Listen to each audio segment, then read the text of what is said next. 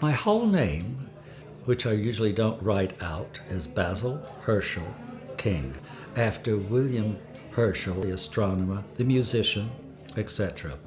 In fact, I'm writing about him right now. And his sister Carolyn.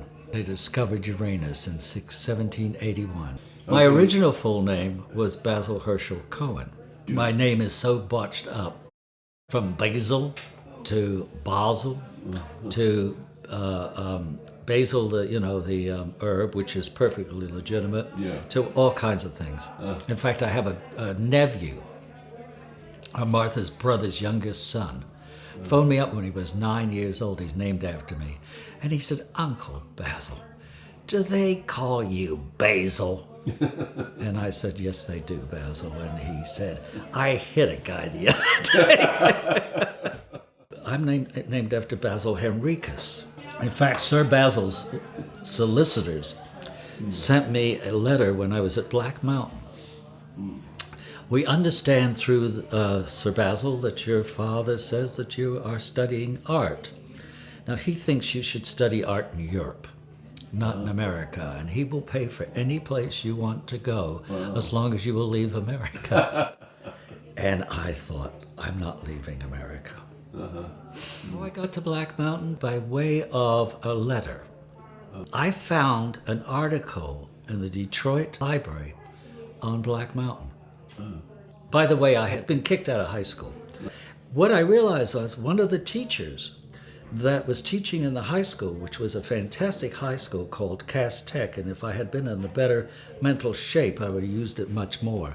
Donald Thrall had gone to Black Mountain and studied with Albers. He said to me, "Oh my God, Basil, don't you dare go there. You're only 16 years old.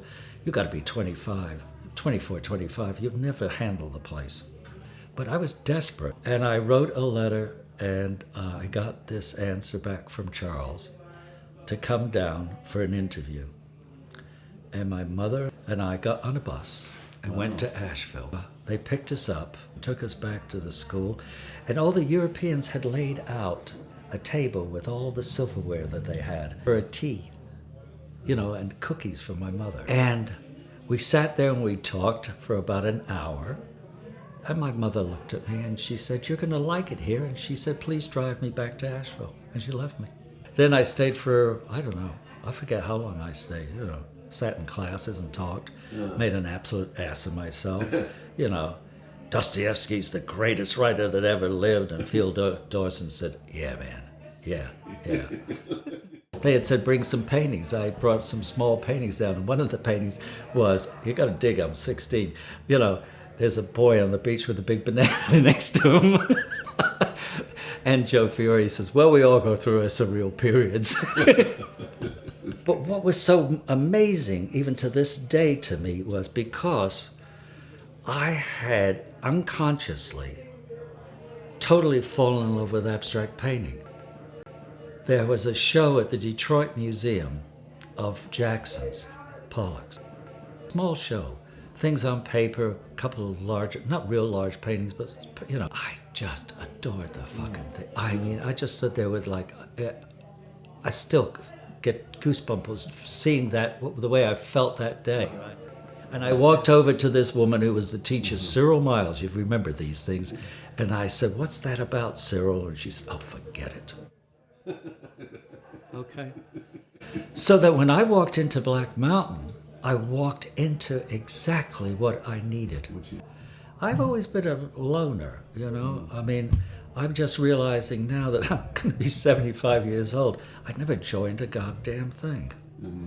I don't know if it's my personality or the very way that I was brought. I don't know. Yeah.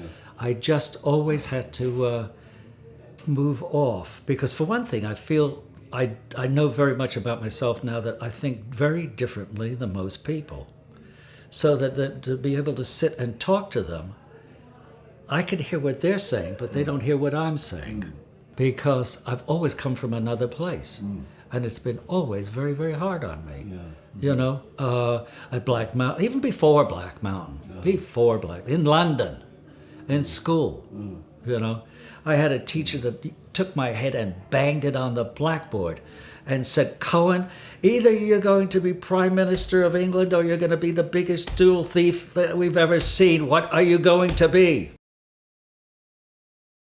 Art is a total necessary thing to work out all the things that are totally unnatural and to make them, to kind of find a way to fuse them or to not. It's almost like, how do you bring something that is totally unnatural into a natural world? Because the way we think is not natural. I think it is a necessity from the cave on. You know, why did those, whoever they were, why did they keep doing those things on the wall? They did them to try and figure out what the hell nature was all about. You know, how do we join it? Well, we need to. Good God, you know, in this plastic world we've got in, you know, it's harder and harder to do it. I don't think, in that sense, that art is natural in the sense the way a tree grows. But it's a discipline, you know, and it's a very practical discipline in a goofy way. Even the craziest artists in the world, if they're great, have to be very practical about what to learn. If it's language, or it's all language, for God's sakes, everything is language. But I mean, as a painter, to learn your craft, to be able to use, you know, the material that you use, you have to become incredibly practical and disciplined to do it. Even if you're good at it, there's something always that comes up that trips the hell out of you. You know, all of a sudden, wait a minute, this space I didn't put that space there. The conceptualists had a way of thinking that they always wanted to make sure that they knew it beforehand, you know. And there's a validity to it in a way. The trouble with it is it becomes so limited. Instead of, you know, internalizing everything so that then you can have your intuitions. To get there, you have to be willing to internalize and let it process over and over and over again. You just don't take it in and no. And that, you know, it's a very hard thing because you have to learn and then forget. Right. You have to learn. I think that's every day. I mean, literally, to go to work.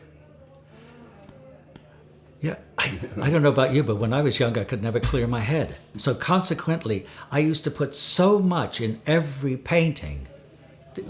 It was intolerable. Right. There was just, Frank O'Hara used to come, and he was so sweet. He'd say, "Oh my God, Basil, another documentary, not another," you know. Right. See, I don't think anybody that continues to work stays uneducated. I mean, one of the lovely things that Charles once said, and you know, if you know one thing, you know an awful lot. You know, or you can do, if you can do one thing, you can do it, you can do it. And it's perfectly true. But it always comes back to, okay, I see it in cooks, which is another whole nother genre of how to put it together. What I have found through the years is that quite literally my writing, my painting, and my cooking are very similar. Even if the thing has a great taste or, you know, has flavor, etc., it is not overworked. Poetry is a psalm where you sometimes give yourself permission to ask somebody else for something. Visu said to me, "You're a poet. You know, why don't you write?" And at the time I said, I can't do it. You know, I can't do it. I don't understand it, but I went back to England in 1985. I came back, I couldn't stop writing. The psalm of speaking that, you know, you can give something that you can get back. The language, I know I have a very, very, very deep feeling for the language because I go back to what's natural and unnatural. I mean, it's natural to talk, maybe. They say that apes should be able to talk, but they don't. Yeah. We do. Are they in a natural state? I don't know. And I don't know if they even think poetry. I knew this butcher that used to talk to me about coming in from Long Island, and he had more poetry in him than a lot of people. He would just talk about the clouds and the grass and the changes in the weather, and it was a sense of himself. I guess poetry is also a sense of yourself.